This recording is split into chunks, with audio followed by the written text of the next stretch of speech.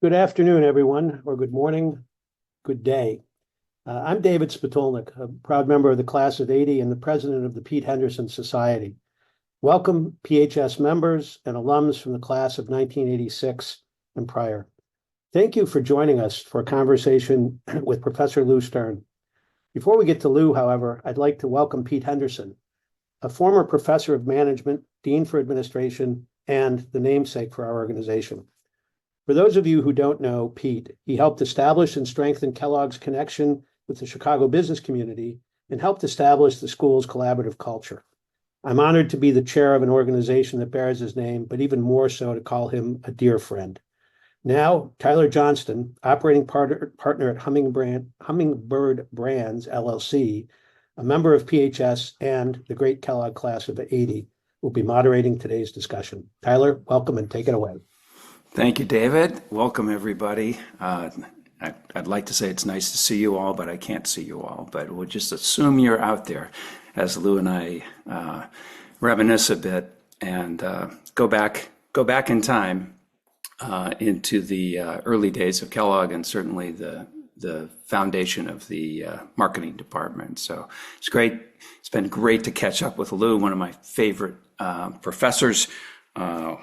One of the titans of marketing. This, of course, came out in 2018, but it takes a while to get out to California, so I just read it. But Lou was one of the major founders of the marketing discipline at Kellogg, so we're going to go through that. We took the view for this discussion to go kind of back in time and talk about how Lou became Lou and get some of his background and how did he find his way into this area of channels of distribution and then further bringing that to Kellogg and then augmenting that with some very interesting combination of other disciplines. So it would only be fair if I start with a couple of memories of Lou. One, and these may or may not be accurate, but they stuck with me. One is that when you're a first-year student back in 1978, and you walk in and the first thing you do is meet other second-year marketing students, what they tell you is, watch out for channels. The channel class is the hardest class in the marketing department, it's the hardest class in the school. So that sets you up for a whole year while you worry about it. And then eventually you take the class in your second year. And you walk in and Professor Stern starts with some version of this. I've been told every year that this is the hardest class in the school. And so I want you to know that I've made it easier. And I've taken out a case or I've limited how many exhibits or whether you can or cannot pay for typing. And by my calculation, I saw that in 1979, and I think Lou did that every year. So at some point, to the point when he retired in 2001, I presume that the class was walk in, sit down, listen to music, maybe read a book or two, don't do any casework. So that's one memory of Lou, the toughest class in the school. And it was, at least for me. The second one is a quote that I'm pretty sure Lou said. And it's what you expect from a Kellogg professor as he's talking about a new entry into the world of distribution or a new business model that's out there. And he would stop and say, show me a loser and I'll show you a loser. And so I'm not sure I'm pretty sure that was Lou Stern. So he's a fantastic professor with an outstanding personality that we're all going to enjoy for a few minutes this morning. We will have an opportunity for questions. So if you put those into whatever box says Q&A, we'll be looking at those and try to bring those questions in. But obviously, we have a fair amount to go through. So to Lou, welcome to the Pete Henderson Society and others. It's great that you're here. And I'll start with the question of how did Lou become Lou, at least in an academic sense? Thanks, Tyler. Really, really super. Yes, you remembered some of it, not all of it, but some of it. It's what I would have expected of you.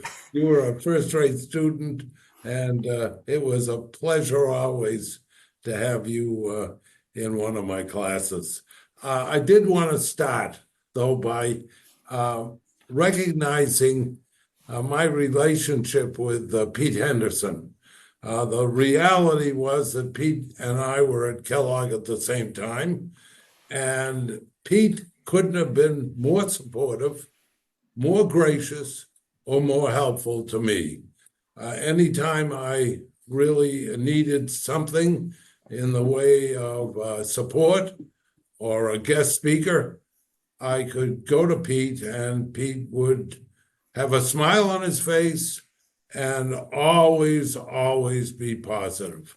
And I really am very, very grateful for him and who he was and is today. At any rate, let me go back in time, maybe a number of decades, and tell you how I kind of got interested in distribution issues and antitrust issues. I was an undergraduate in college when I decided to major in economics and something called social relations, which is a combination of social psychology, cultural anthropology, and sociology. And when I was majoring in economics, I took a course called Industrial Organization Economics. And what that dealt with was the structure, conduct, and performance of firms, and most particularly looking at markets and looking at whether or not they were structured in a certain way. That is, the top four firms have a certain percentage of the market, how they conducted themselves, that is, what they did in the way of marketing, which is obviously conduct, but at the same time, whether they engaged in policies and practices that would restrict competition, like territorial restrictions or price fixing or tying contracts or price maintenance practices. And then how was the performance of that industry? Or was it good from a societal point of view, or was it distracting and negative? At any rate, looking at those particular issues was fascinating to me. And in the midst of this course, there were two readings that we did that stick out in my mind. One was from a professor by the name of Joseph Palamountain, and he wrote a book called The Politics of Distribution.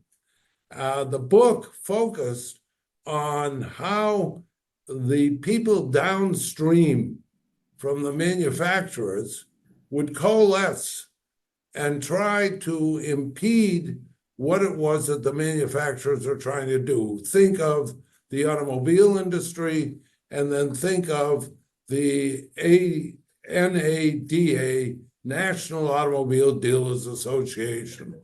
So what the NADA did in order to protect itself and its members is it would run to Congress and try to get things passed that impeded the manufacturers from doing acts that the dealers thought were unfair.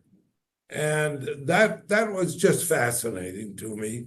The other thing that was fascinating, the book or essay, was by John Kenneth Galbraith. And he developed the notion of something called countervailing power. And if you think about it, you can think about almost any channel of distribution out there, and that you would have grocery manufacturers on the one hand being countervailed by supermarkets on the other.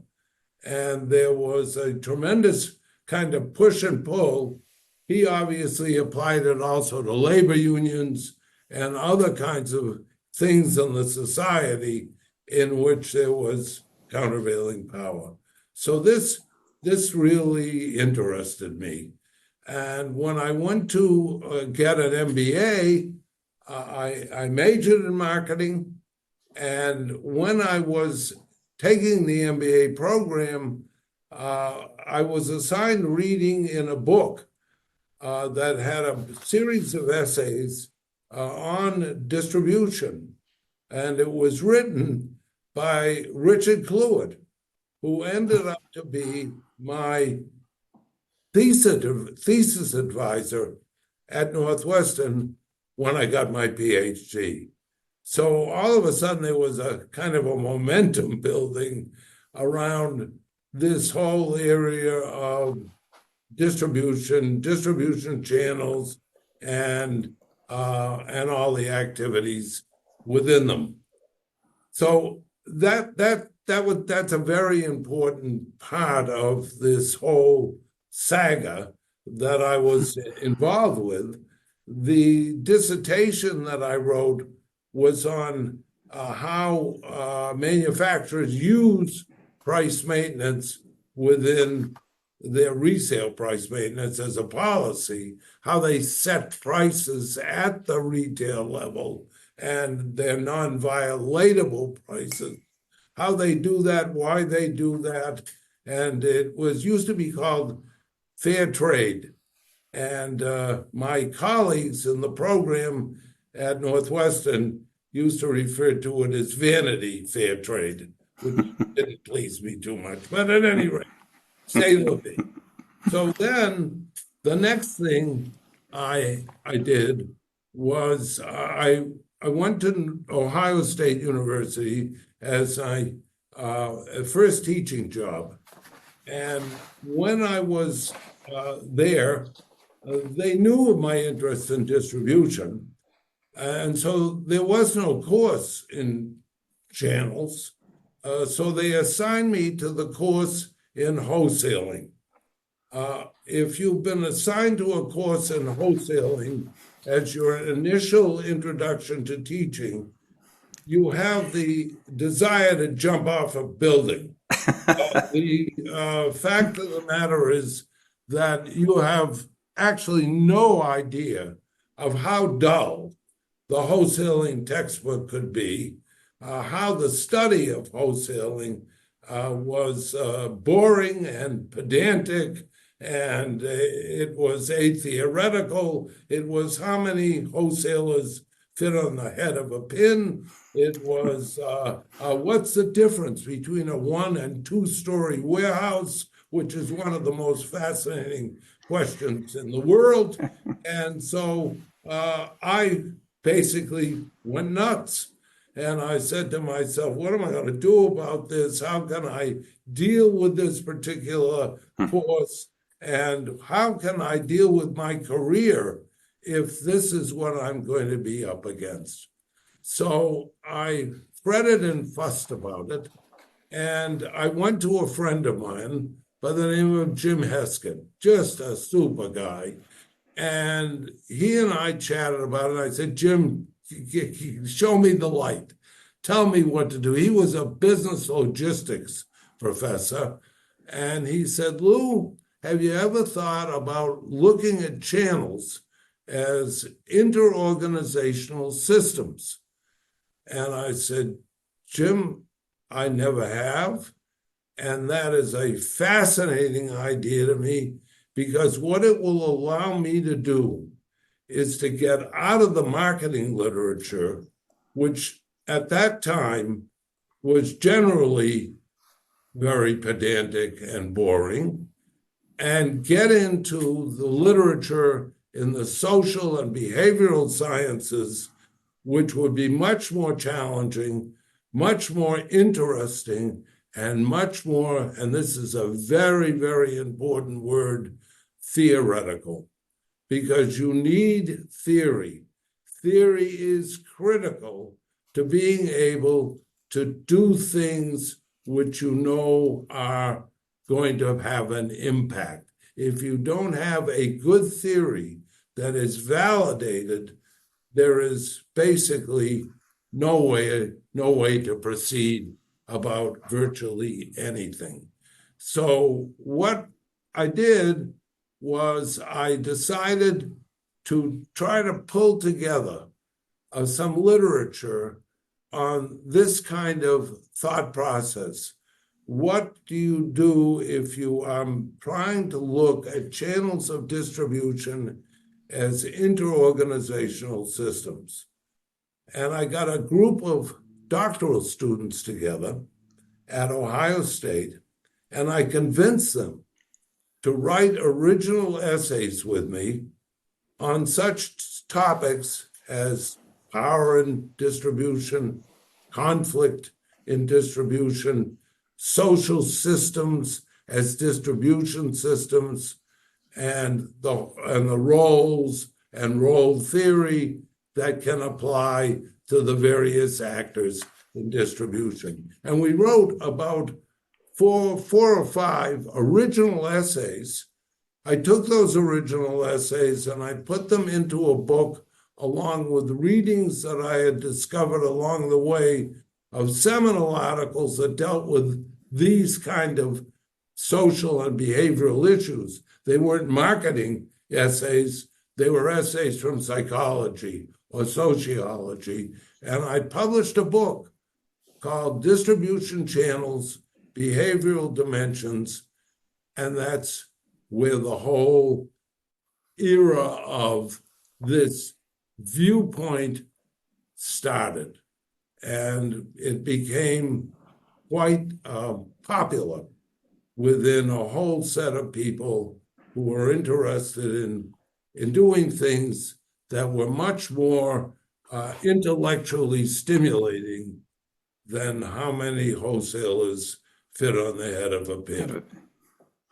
I know that with your, just very quickly, with your textbook that we all went through, it talks about it being descriptive and prescriptive. And as you said, as you made that statement about why theoretical is so important, it seems like it's to make that transition from things that are a collection, just describing what's going on, and more into, okay, what is the prescription going forward? What's going to happen in the future? And therefore, the theoretical model is fundamental to that. Right, and that's what I hope to do in that textbook. That's why I wrote the textbook. And basically, I didn't evolve the theory on my own. Clearly, there were many other scholars who were looking at issues around this. One person at Wharton by the name of Roe Alderson, another person at Berkeley by the name of Louis Buckland. He actually was a PhD from Northwestern. And what I did was take the knowledge that they had developed, which were theoretical models, and shape them into that textbook. So let's transition a bit about then taking and bringing all of that back to Northwestern and essentially back to Kellogg. Okay, I'm delighted to do that. Now, before I do that, I wanna make sure you understand. This is Lou Stern's perspective. If Francesca is listening, she's probably going to kill me.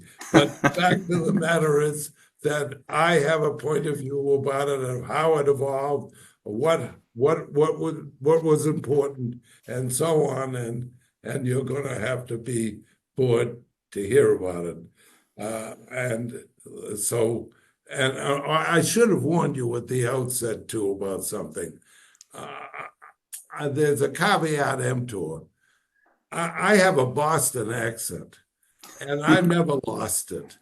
And so if you're having trouble with any of it, just ask Tyler to interpret, and I'll be glad to do that. Some say it's a wicked accent. There was also folklore that you were a cab driver at one time. Yeah, I was a cab driver at one time. Imagine getting into the cab in Boston. I was a cab driver one time who used to get lost with every passenger. Now, you got to understand, I'm telling you the absolute truth. I lasted about a week, and that was it. So, anyway, I'll leave that off and we'll Okay.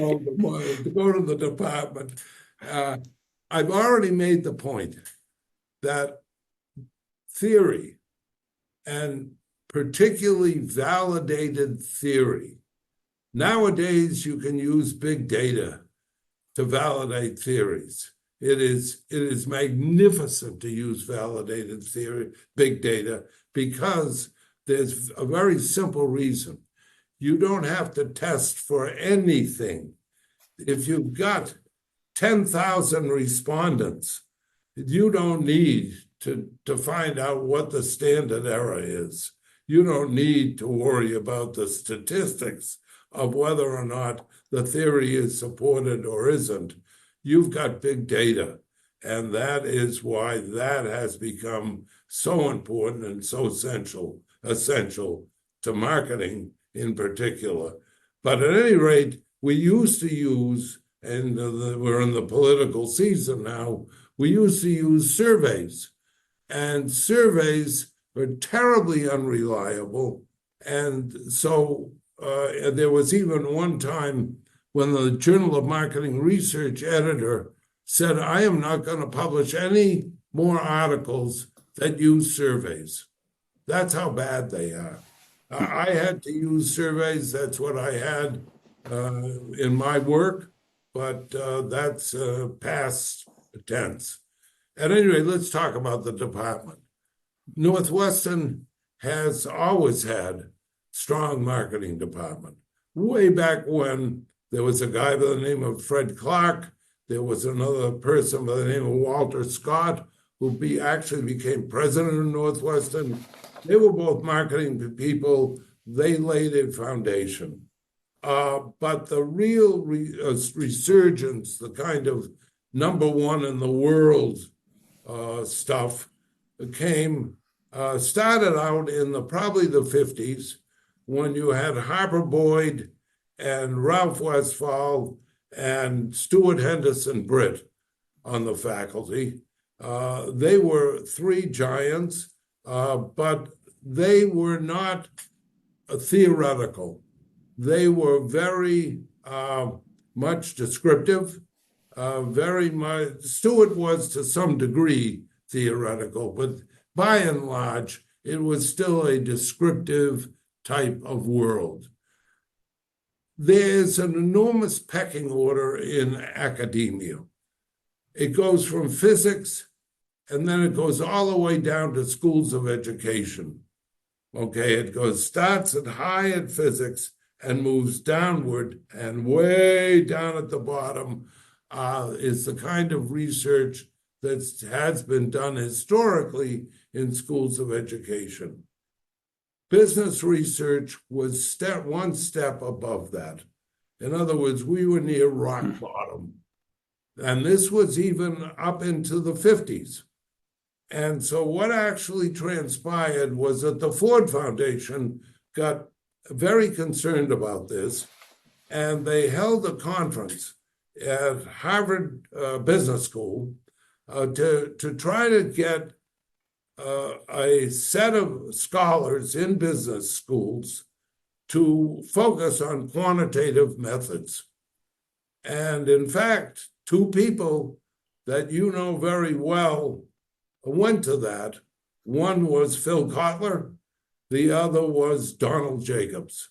And that conference was a critical conference to start getting business education to begin to become much more theoretical, much more testing of hypotheses, much more data-driven.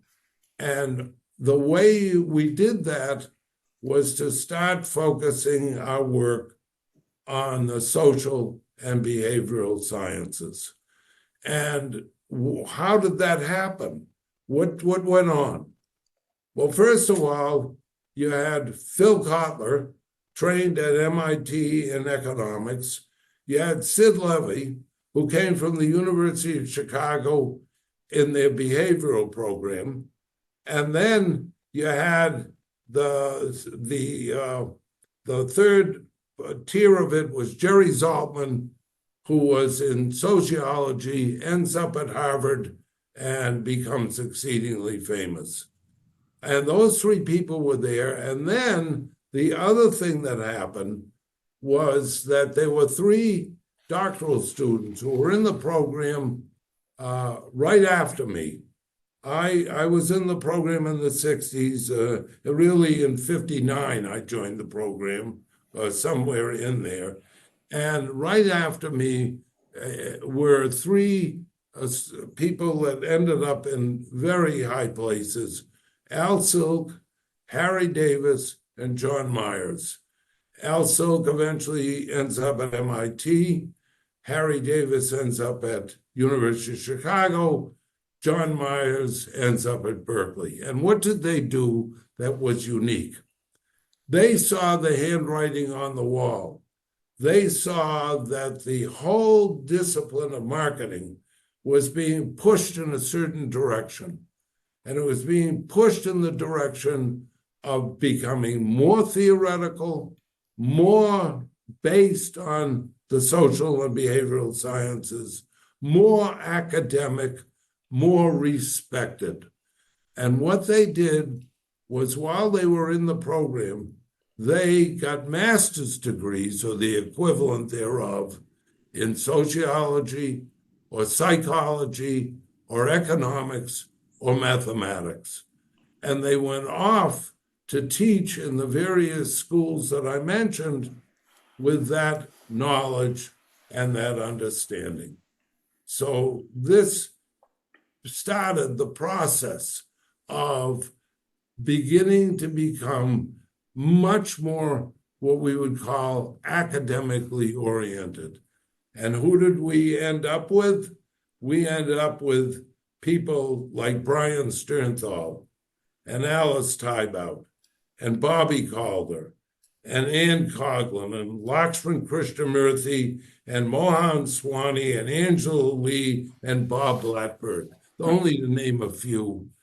All of them basically were trained in the disciplines that I mentioned. The behavioral and social sciences. Correct. Yeah. So now what happened as a result of that was that we found that in order to maintain a position of preeminence among marketing departments around the country and around the world, which we eventually grew into, the number one department in the world, that's a pretty nice statement, is that we developed, and it happened well before I joined the faculty, we developed a first-rate doctoral program, and we began to produce unusual doctoral students that populated the best places. We're in competition, or we were when I was there. Yeah. We were in competition with Stanford and the University of Chicago. Those are our main competitors. Harvard is not our main competitor. They dance to a different tune. They play to a different drummer. We were not concerned about what Harvard was doing, but we were concerned about Chicago and Stanford. So what we did was we developed, as I said, probably the best PhD program in the world, and we produced some of the best professors. Let me name just a few for you. Glenn Urban, who became dean at MIT, or the Sloan School. Tom Robertson, who became dean of the London Business School and then of the Wharton School. Rick Pagozzi, who was a phenomenal scholar and is a phenomenal scholar at Michigan. Alice Tybout, who we have. Carol Scott at UCLA, George John at Minneapolis, Steve Hoke at Wharton. These people are just preeminent, and we are absolutely proud of them as Punch. So that's the department. So in many ways, obviously, a lot of people on this call were master's students, and then what's going on at the same time is this education of these amazing PhDs who have gone out and essentially taken the Kellogg method, if you will, and way of thinking and this integration of the behavioral sciences, et cetera, and had a major impact across business education across the country. I want to just interject for a second and say again, if there's questions that you have, there's a Q&A box on your screen somewhere, and go ahead and pop those in, and we'll certainly open that up with Lou. But let's transition for a second. I mean, we all benefited as students, and of course it's highly celebrated, is the culture at Kellogg, the student culture, and we've all benefited from that. I'm curious about the faculty culture at that time. I don't remember there being a faculty lounge, but perhaps there was one. But I am curious, because you are all coming together with these different disciplines, trying to make a difference and move a different direction. What was the culture like with the faculty at that time? We had, and I'm speaking about my era. I don't know what it is now. I haven't been in touch with the department for a while. But when I was on the faculty, I joined the faculty in 1973 from Ohio State and retired in 2001. When I was on the faculty, and it wasn't due to me, we had an unusual esprit de corps. We really liked one another. We really respected one another. It was a love fest of sorts. Obviously, you have petty disagreements every now and then, but the overall issue and concern was, how can we maintain our excellence? How can we work and respect one another's work? And we were really broken into three parts. One was quantitative. You have people who are dealing with statistics or mathematics. One was behavioral. That's Brian Sternthal, Alice Tybout, Bobby Calder. And one was managerial. And I was in that pot. Phil Kotler is in that pot. Really kind of focused on the kind of management of enterprises and how marketing fit into that. So those three things were very different from one another. They demanded different kinds of training. They demanded different kinds of outlooks. All of us respected one another, and all of us felt very, very strongly, and I'm not sure this is the same today as it was then, but all of us felt very strongly that if you're going to have a doctoral student in the program, they have to be exposed to all three. They can't simply walk out of Northwestern and out of Kellogg myopic, just focused on economic theory, for example. They have to understand social psychology, and they have to understand the business world, something called channels of distribution. And so I'd have a seminar in that. And all of us, felt that what each and every one of us was doing was important to gain the end that we wanted, that is the excellence. Now, when I would go to conferences, people would approach me and say, Lou, how is it possible that you guys don't fight? How is it possible that in an academic environment, there's no backbiting, no political kind of machinations, no anger? What do you do? And I would say, I don't know, but it sure as hell works. And it did for a long period of time. And that's why we were successful. The other reason why we were terribly, terribly successful and would have been without that is one name and one name only. And it's called Philip Kotler. And if you don't understand out there how important that name is, all you have to do is go abroad and stand in the street in London, or stand in the street in Indonesia, or in Japan, or in Ecuador, and yell out, Phil Kotler is going to be here next week. You will be mobbed, all right? And it is simply unbelievable the number of people that have viewed Phil Kotler seminars, webinars, all sorts of different mechanisms throughout the world. We're talking millions. So if that is the case, we could have gone to sleep. And as long as we had Phil Kotler writing that textbook that he did, that marketing management textbook, we were golden. Yeah. Well, I think I want to do my own experiment, go to London and shout Lou Stern and then shout Phil Kotler and compare the outcomes. I'll send that back to you when I do that.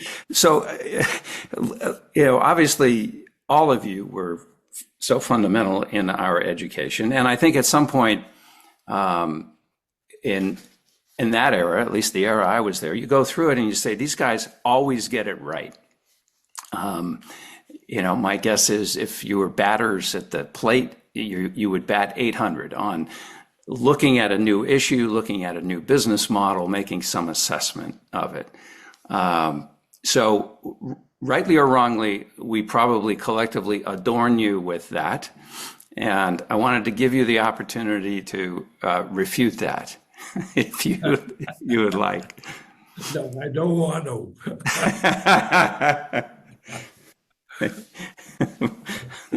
Well, you don't need to refute it, but what are some instances where you maybe wish you had called it differently on an emerging issue? I'm going to give you a couple of those because, we're not infallible, right? And we're very, very, very fallible in many, many, many instances. Well, let me tell you about a couple of those things. Then let me tell you about some interesting consulting assignments that I've had over the years, which involve distribution. First of all, when I first heard about Amazon, this is a cute story. When I first heard about Amazon and what it was doing, it was, obviously in the book business, it was really threatening Barnes and Noble and the entire independent bookstore operations and so on. And Amazon was building these humongous warehouses. They're just enormous. And I said, I think there's a problem. And I think that what they're doing is they're really hurting Rona. And I love Rona. And nobody would understand what I was talking about. And I said, well, Rona is my wife. Her name is Rhona, and I really love her, but I think that Amazon is ignoring Rona and is not being nice to Rona, and therefore Wall Street won't like Amazon at all or very much. And of course, Rona is return on net assets And the reality is that at the outset, there was lots of moaning and groaning about Amazon and whether it was ever going to make money or stuff like that. Oh, I only wish I had bought its stock. And I was wildly off base. And I didn't realize that what Bezos was doing is he was driving for market share, driving for volume, driving for throughput through those warehouses. And, eventually makes his profit off of the cloud. But the fact of the matter is that he was some kind of genius, and I downplayed him. The other one that I wanted to tell you about, the other, wrong at the top of my voice. I love doing that, by the way. Wrong at the top of your voice. Okay, that's a good one. It has to do with Walmart. And it has to do with the fact that I was asked to talk to, I don't know whether it's the Grocery Manufacturers of America or whether it was the Food Marketing Institute. It was one or the other. And in the audience, we were about 1,000 people, maybe more, from both sides of the fence, grocery manufacturers and supermarket chains. And it was at the time when Walmart was starting out with grocery operations. They were adding them to the big superstores. You remember those that they were putting up? And that's how they started their entry into that business. And I stood up in front of these guys, these 1,000 people, and I said, you got nothing to worry about. You got nothing to worry. You are the smartest people on earth. You are supermarket, Kroger, Safeway, Jewel, whatever. You are so good at what you do, you're going to blow them out of the water. They are never going to make it. You don't have to worry. That's great advice, right? Really, really super advice. Well done. Thank you very much. So, at any rate, those are a couple of things. I'd like to go to a couple of the consulting things now. Let me throw in just a couple of questions because the board has become active. Okay. One is a comment from Spencer who says, "I should have bid more to get in Professor Stern's class." So see, you still have it. Another one from Rowett says, "Lou, you look marvelous. Could you speak on how you built distribution channels from a rather boring topic to a scintillating must-take MBA course?" I think you've kind of hit that. No, I do want to comment. Okay, great. Please do. This is really going to be egotistical. So I want, if the rest hasn't been, wait for this one.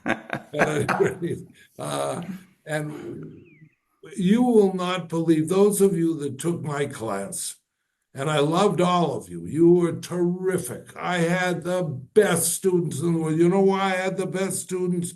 Because you bid so many points to get into that class, that you were attentive, you cared about being there, you did the work when I put you through hell, and I know I did, and you really worked out. Kellogg was an anomaly. Distribution courses in other schools, if they gave the course at all, would get no more than 35 students. And I'm talking undergraduate, I'm talking business, maybe Harvard.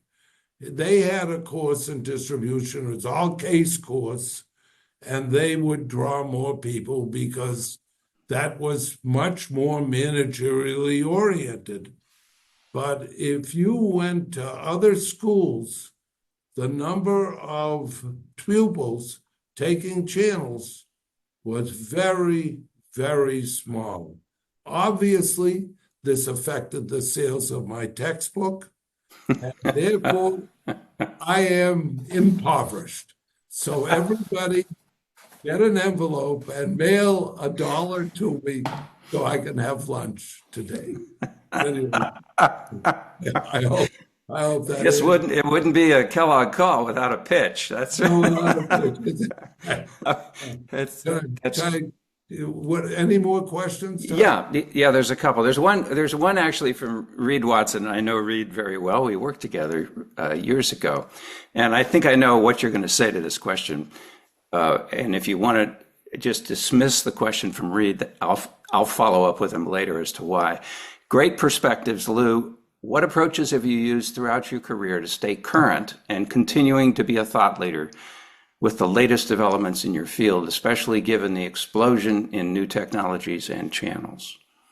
Now, you can bracket that as ending in 2001, if you like. So I'm not sure I completely understand the question, Tyler. I think I think Reed's saying it's essentially, how did you stay current on being a thought leader as all of these changes happen and these developments and changes in the world of channels and supply chain? That is emerged? A great question.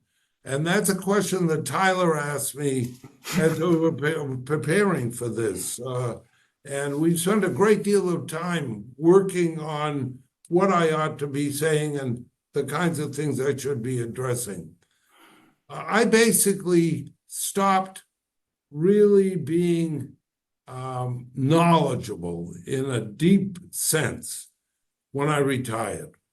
Believe it or not, in 2001, when I retired, I stopped really digging in to all of the fascinating stuff that's gone on. And it is fascinating. But the fact is that I really don't have a very good answer. I can't give you a great perspective on AI or on enormous big data kinds of activity, or even on the internet. The reality is that that is not my bag now, and I would hesitate to pontificate about it. So Reed, we'll have a follow-up on that because Lou and I went back and forth on that a fair amount, but I suffice to say, I think the theoretical construct that's in the book and what we learned, we've all applied kind of over and over and over again as we've seen these changes. But I'd be happy to catch up with you, Reed, and take you through that. One more question here. This has the voice of a prosecuting attorney from Richard Current. It says, is it true that in 1981 you told IBM executives shortly after the PC launch that their PC was so popular they could go to the top of a building, throw a PC over, and someone would rush up and catch it before it hit the ground and throw the money back up? Now that sounds like a loose term. I know Dick Current, and the reality is, yes, that's true.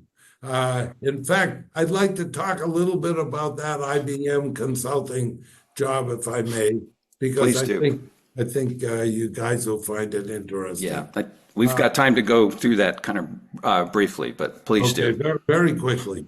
I got a call from Boca Raton from a guy by the name of Dick Kuhn. And Dick said, would you be interested in consulting for us? We are introducing into the market a personal computer. We're going to compete with Compaq, and we'd like your help in trying to determine how we should distribute it. And so I said, that's fine. I wouldn't mind at all working with you, but if I banged into a computer, I wouldn't know what it was. I knew nothing about computers. Of course, this was early in the days, but I still knew nothing.